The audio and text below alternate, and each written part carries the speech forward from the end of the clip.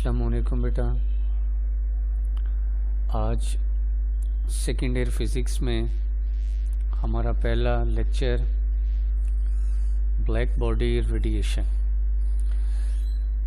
इन online classes में बेटा हम स्टार्ट करेंगे चैप्टर नंबर 19। स्मार्ट सिलेबस के मुताबिक चैप्टर 19 का आज पहला टॉपिक, पहला लेक्चर ब्लैक बॉडी रेडिएशन, इस पर आज हमने बात करना है। ये article black body radiation short answer के लिए भी है और लॉन्ग क्वेश्चन के लिए भी है। आज के टॉपिक में हम डिस्कस करेंगे कि ब्लैक बॉडी क्या है, ब्लैक बॉडी की कैरेक्टरिस्टिक्स, प्रॉपर्टीज़, खसूसियात क्या हैं और ब्लैक बॉडी रेडिएशंस क्या हैं, किन फैक्टर्स पर डिपेंड करती हैं। तो चैप्टर नंबर 19 में ये पहला टॉपिक स्मार्ट सिलेबस के मुताबिक बहुत तवज्जो एहतियात से सुने। सबसे पहले हम बात करते हैं बेटा पहली heading black body. Definition black body की, a body which absorbs all type of electromagnetic radiations falling on it when cold and emit all the electromagnetic radiation when hot is called black body। ये बेटा notes की शक्ल में आपको ये lecture दिया जा रहा है, तो इसी तरतीब हेडिंग की शक्ल में आपने पेपर में लिखना है। ब्लैक बॉडी, अ बॉडी, ऐसा बॉडी विच एब्जॉर्ब, ऐसा बॉडी जो क्या करे, एब्जॉर्ब करे all type of electromagnetic radiation falling on it. ऐसा बॉडी जिसमें क्या खूबी हो कि वो तमाम रेडिएशन को, all type of electromagnetic radiation, तमाम रेडिएशन को एब्जॉर्ब करे। जो भी रेडिएशन इस बॉडी पर पड़ती हैं उन तमाम रेडिएशन को एब्जॉर्ब करें व्हेन कोल्ड, जब वो ठंडा हो, एंड एमिट, और दोबारा से एमिट करें all type of electromagnetic radiation, तमाम इलेक्ट्रोमैग्नेटिक रेडिएशन को एमिट करें व्हेन हॉट, जब वो गर्म हो, उसे हीट अप किया जाए। ऐसा बॉडी कहलाएगा ब्लैक बॉडी। यानी इस डेफिनेशन पर अगर आप गौर करें तो ऐसा बॉडी जिसमें दो खूबियाँ, पहली खूबी ये है कि उस बॉडी में तमाम तर इलेक्ट्रोमैग्नेटिक रेडिएशन को एब्जॉर्ब करने की सलाहियत हो, और जब दोबारा आप बॉडी को हीट अप करें, गर्म करें, तो उसमें तमाम तर रेडिएशंस को दोबारा से एमिट करने की भी सलाहियत हो। ऐसा बॉडी ब्लैक बॉडी। यानी अगर आप देखें तो इस डेफिनेशन से दो बातें क्लिक हुई। ब्लैक बॉडी में पहली खूबी कि वो होना चाहिए आइडियल एब्जॉर्बर। आइडियल एब्जॉर्बर का मतलब है कि वो तमाम रेडिएशंस को एब्जॉर्ब करे। और फिर दूसरी खूबी आइडियल एमिटर हो, यानी तमाम, जब आप बॉडी को हीट अप करें तो तमाम रेडिएशन दोबारा से वो एमिट करने की सलाहियत भी रखता हो। ऐसा body black body. Ideal absorber और आइडियल रेडिएटर, रेडिएटर मतलब एमिटर। ऐसा बॉडी जो क्या करे, पहली खूबी क्या हो बेटा, तमाम रेडिएशन को एब्जॉर्ब करें, और फिर जब आप इस बॉडी को दोबारा से हीट अप करें तो ये तमाम रेडिएशन को एमिट करें। ऐसा बॉडी कहलाएगा ब्लैक बॉडी। अब हम आते हैं कंस्ट्रक्शन की जानिब कि क्या हम ब्लैक बॉडी बना भी सकते हैं या नहीं। तो यहाँ देखें लिखा, a perfect black body does not exist in nature. कोई भी आइडियल ब्लैक बॉडी एग्जिस्ट नहीं करता। हाउएवर फॉर नियरेस्ट अप्रोच, तो नियरेस्ट अप्रोच ब्लैक बॉडी की बेटा कुछ यूँ है कि consider a non reflecting object. आपके पास कैसा ऑब्जेक्ट होना चाहिए, नॉन रिफ्लेक्टिंग ऑब्जेक्ट हो, such as solid block that has a hollow cavity within it। एक आपके पास नॉन रिफ्लेक्टिंग ऑब्जेक्ट हो, इसमें आपने एक स्मॉल होल किया स्मॉल होल, और ये वाहिद एक ही होल है, तमाम तर रेडिएशन इसी होल से दाखिल होंगी और इसी होल से दोबारा से री इमिट होंगी। जैसे ये डायाग्राम ये आपकी टेक्स्ट बुक में भी है, तो फर्दर मज़ीद क्लियर डायाग्राम आप वहाँ से देख सकते हैं। ये एक नॉन रिफ्लेक्टिंग ऑब्जेक्ट है, यहाँ इसके एक छोटा सा एक होल है। होल एक होना चाहिए ताकि रेडिएशन उसी रास्ते से ब्लैक बॉडी में दाखिल हो और उसी ही रास्ते से दोबारा रेडिएशन एस्केप हो। फिर क्या करें, the inside is blackened with a soot to make a good an absorber and bad reflector. यानी यूँ समझें कि जो आपका सॉलिड ऑब्जेक्ट है इसके अंदर वाला हिस्सा आप ब्लैक पेंट कर दें, एक नॉन रिफ्लेक्टिंग ऑब्जेक्ट हो, एक छोटा सा होल हो, और उस नॉन रिफ्लेक्टिंग ऑब्जेक्ट के अंदर जितनी भी ये बॉडी है इस बॉडी को अंदर से ब्लैक पेंट कर दें, तो ये बन गया आपका ब्लैक बॉडी। ब्लैक बॉडी, ठीक है जी। Small hole appear black because radiation that enter is reflected from inside wall many time and is partially absorbed at each reflection until none remain। होगा यूँ बेटा कि आपने इस रेडिएशन को इस होल के ज़रिए अंदर एंटर किया, अब ये रेडिएशन इस होल के ज़रिए बॉडी में दाखिल हुई और बार बार इसके अंदर मल्टीपल रिफ्लेक्शन, बार बार इनर वॉल से ये रेडिएशन रिफ्लेक्ट होती रही।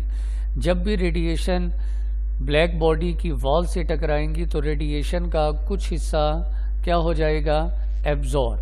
तो जब मल्टीपल रिफ्लेक्शंस होंगी, बार बार लाइट रेडिएशन इनर वॉल से टकराएंगी, बार बार रेडिएशन एब्जॉर्ब होंगी, कुछ एब्जॉर्ब कुछ रिफ्लेक्ट, कुछ एब्जॉर्ब कुछ रिफ्लेक्ट।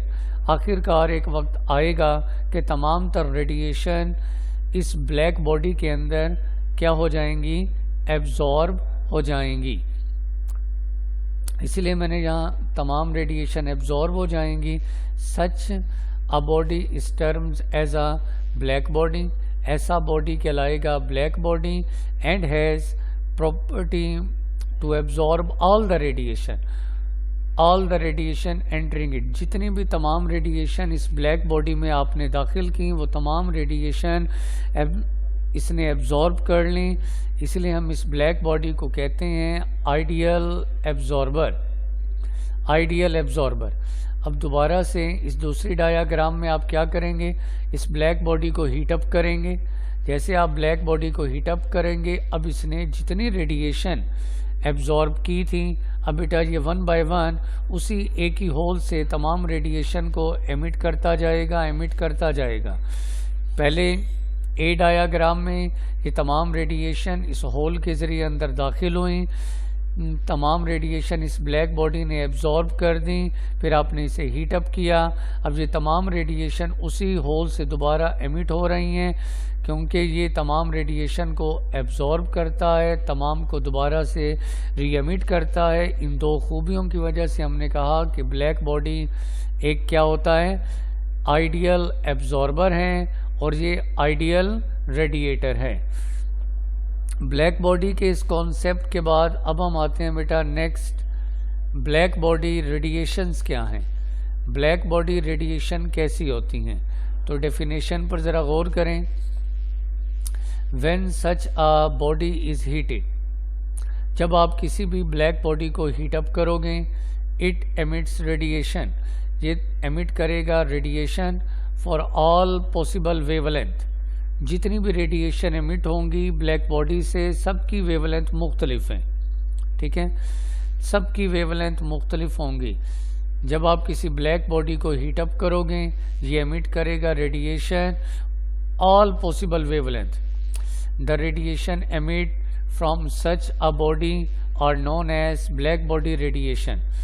ब्लैक बॉडी जो रेडिएशन एमिट करता है उसको हम कहते हैं ब्लैक बॉडी रेडिएशन, या बेटा दूसरा नाम इसे कहते हैं कैविटी रेडिएशन।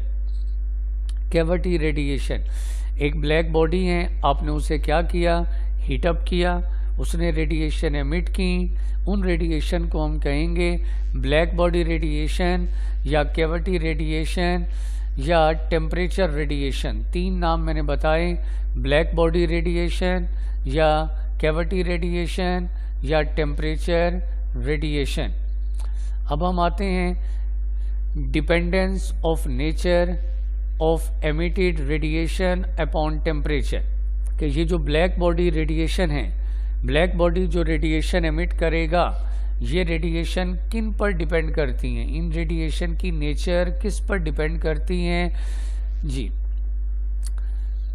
अलग से ये शॉर्ट आंसर बन सकता है। ऑब्जेक्टिव के लिए हर लाइन याद करनी है। When a body is heated, जब आप किसी बॉडी को हीटअप करोगे, इट एमिट रेडिएशन, तो ये रेडिएशन एमिट करेगा जी। हाईलाइट कर लें, nature of the radiation depends upon temperature का वर्ड ब्लॉक करें बेटा, टेम्परेचर। जब भी आप ब्लैक बॉडी को हीटअप करोगे, ये एमिट करेगा रेडिएशन, उन रेडिएशन की नेचर डिपेंड करती है किस पर, टेम्परेचर पर।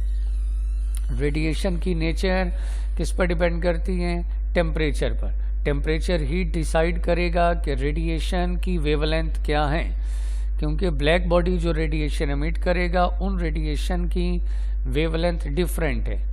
यहाँ देखें, हाईलाइट करें, एट लो टेम्परेचर, शुरू में टेम्परेचर कम होगा, बॉडी एमिट रेडिएशन, बॉडी जो रेडिएशन एमिट करेगा उनकी लॉन्गर वेवलेंथ, लॉन्गर वेवलेंथ, इस फिक्रे को क्लिक करना है। लो टेम्परेचर पर ब्लैक बॉडी जो रेडिएशन एमिट करेगा उनकी वेवलेंथ लॉन्गर है, टेम्परेचर कम वेवलेंथ ज़्यादा, टेम्परेचर कम वेवलेंथ ज़्यादा। इससे ये समझ आया कि टेम्परेचर और वेवलेंथ एक दूसरे के इन्वर्सली हैं। याद रखें, जब भी आप ब्लैक बॉडी को हीटअप करोगे, ब्लैक बॉडी रेडिएशन एमिट करेगा, उन रेडिएशन की नेचर क्या है ये डिसीजन टेम्परेचर करेगा।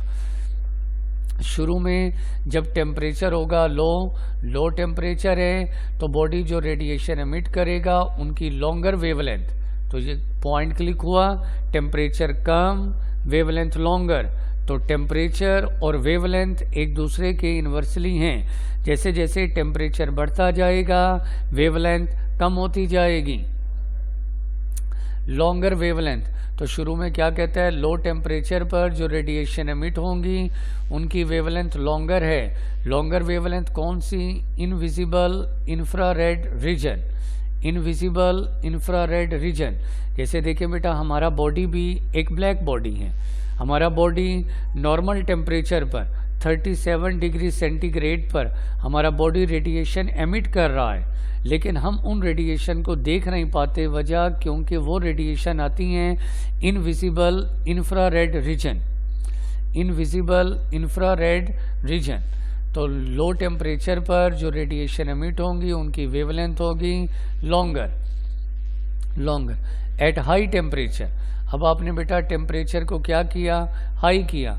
एट हाई टेम्परेचर पर the proportion of shorter wavelength increases. अब जैसे जैसे टेम्परेचर बढ़ता जाएगा, वेवलेंथ और शॉर्टर और शॉर्टर और शॉर्टर।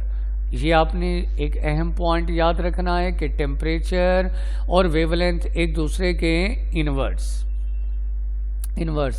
मजीद ये एग्जांपल हमारी टेक्स्ट बुक में भी वाज़ेह हैं।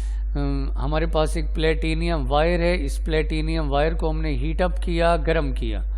अब जैसे जैसे टेम्परेचर बढ़ता गया, कलर डिफरेंट शो होते गए, when platinum wire is heated, जब आप प्लेटिनियम की वायर को हीटअप करोगे, गर्म करोगे, it appear dull red. Highlight करते जाएं, हर साल ये ऑब्जेक्टिव यहाँ से आती हैं। हर लाइन जो आपको वीडियो में नज़र आ रही है बेटा, हर लाइन बोर्ड की एक इम्पोर्टेंट लाइन है। ये नोट्स ये टेक्स्ट बुक के मुताबिक मैंने लिखे बनाए, तो इनको आपने याद करना है। जब प्लेटिनियम वायर को हीटअप करोगे, ये अपीयर होगा डल रेड। कितने टेम्परेचर पर, 500 पर, 500 डिग्री सेंटीग्रेड पर डल रेड। इसी तरह से चेरी रेड 900 डिग्री सेंटीग्रेड पर। इसी तरह ऑरेंज रेड 1100 डिग्री सेंटीग्रेड पर। इसी तरह येलो 1300 डिग्री सेंटीग्रेड पर, फाइनली वाइट 1600 सेंटीग्रेड पर। तो प्लेटिनियम वायर को आपने बेटा हीटअप किया, गर्म किया।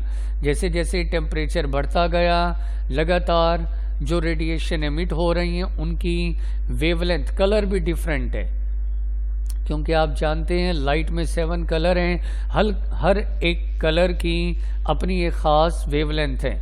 तो इस पूरी एग्जाम्पल से जो पॉइंट क्लिक हुआ वो क्या है, रिजल्ट हाईलाइट करें। This shows that temperature is increase. जैसे जैसे टेम्परेचर बढ़ता गया, temperature is increase, the radiation become richer in shorter wavelength, wavelength decrease. Shorter wavelength का मतलब वेवलेंथ डिक्रीज। तो रिजल्ट क्या निकला, जैसे जैसे टेम्परेचर बढ़ता जाएगा, ब्लैक बॉडी जो रेडिएशन एमिट करेगा उन रेडिएशन की वेवलेंथ आहिस्ता आहिस्ता शॉर्टर कम, तो वेवलेंथ लगातार कम, वेवलेंथ लगातार कम। तो प्लेटिनियम वायर वाली ये एग्जाम्पल ये आपने बेहतरीन याद करनी है। ऑब्जेक्टिव में आपसे पूछा जाएगा 500 डिग्री सेंटीग्रेड पर कौन सा कलर था रेडिएशन का, रेड डल जी, 900 पर चेरी रेड, 1100 पर ऑरेंज, 1300 पर येलो और 1600 पर वाइट। तो लगातार आपने बेटा रिजल्ट क्या दे समझा कि लगातार टेम्परेचर जैसे जैसे बढ़ाते जाएंगे, ब्लैक बॉडी जो रेडिएशन एमिट करेगा उनकी वेवलेंथ शॉर्टर, वेवलेंथ लगातार कम। तो रिजल्ट क्या सामने आया कि टेम्परेचर और वेवलेंथ एक दूसरे के इनवर्सली, टेम्परेचर बढ़ाते जाएं वेवलेंथ कम होती जाएगी।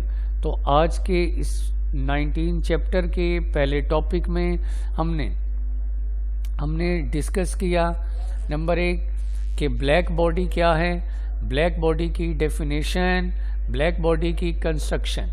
ब्लैक बॉडी के अंदर बेटा 2 बातें थी। ब्लैक बॉडी में पहली खूबी कि ये आइडियल एब्जॉर्बर होगा और आइडियल रेडिएटर है, और तीसरी बात ये भी याद रखें कि ये बैड रिफ्लेक्टर के तौर पर भी होता है। बैड रिफ्लेक्टर तमाम रेडिएशन को एब्जॉर्ब करेगा और फिर जब दोबारा आप इसे हीट अप करेंगे तो तमाम रेडिएशन को ये दोबारा से एमिट करें। इस ऐसा body black body. Black body की डेफिनेशन, कंस्ट्रक्शन, एक शॉर्ट आंसर। फिर दूसरा शॉर्ट क्या है, black body radiation. Black body radiation क्या है, जब आप किसी बॉडी को हीटअप करोगे वो रेडिएशन एमिट करेगा, ऐसी रेडिएशन ब्लैक बॉडी रेडिएशन या कैविटी रेडिएशन या टेम्परेचर रेडिएशन। और फिर शॉर्ट आंसर और ऑब्जेक्टिव के लिए डिपेंडेंस। ब्लैक बॉडी की जो रेडिएशन है ये रेडिएशन डिपेंड करती हैं टेम्परेचर पर। टेम्परेचर पर जब भी आप किसी ब्लैक बॉडी को हीटअप करोगे वो रेडिएशन एमिट करेगा, ठीक है जी। उन रेडिएशन की वेवलेंथ क्या होगी, ये डिसीजन टेम्परेचर, टेम्परेचर और वेवलेंथ एक दूसरे के इनवर्सली। तो आज का बेटा ये लेक्चर यहीं हम वाइंड अप करते हैं। बार बार वीडियो को सुने, फिर टेक्स्ट बुक रीडिंग करें। इसी तरह आपको जो नोट्स ये वीडियो लेक्चर में नज़र आ रहे हैं यहाँ से भी आप तैयारी कर सकते हैं, टेक्स्ट बुक से भी याद कर सकते हैं, स्कॉलर पब्लिशर की बुक से भी आप ये टॉपिक तैयार कर सकते हैं। Thank you very much. अल्लाह हाफिज़।